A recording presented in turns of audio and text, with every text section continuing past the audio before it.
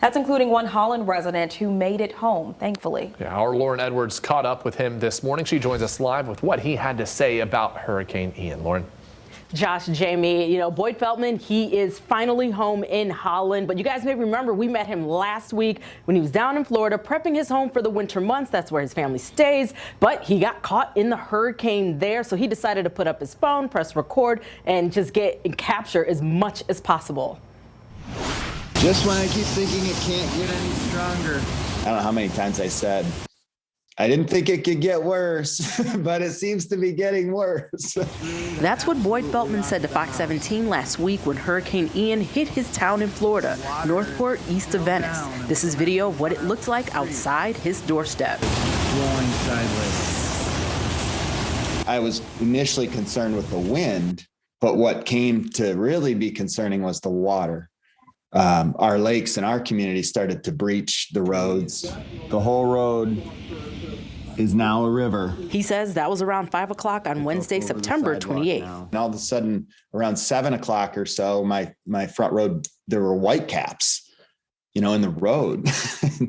Lots of things floating by and the wind's still driving. The door rattling. And the sound of the hurricane, he says, is something he'll never forget. Lightning, not right on your house, but let's say a mile away or so, a couple miles away from your house, you get that loud clap. And then how you get the rumble, that, clap and rumble. It was over 6 hours of that. Around 11 p.m. that night, things died down. Feltman went to bed. But the next day, the cleanup began. They say Florida strong. And I saw Florida strong in action. It was impressive to me.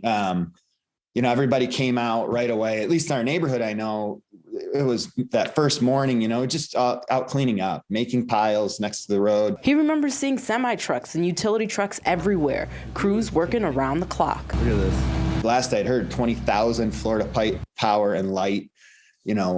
Workers came in from so many states, chipping in. He and a friend went out on their bikes to assess the damage too, coming across a neighbor of a different kind though. We were basically riding through the lake water on the path, and on the right about 5 foot from him, I just see a big tail go flying in the air, and he had scared the alligator away. It went the other direction. But what got him through it was the can-do community spirit from his neighbors, sharing meals and finding moments of levity in the darkest of times.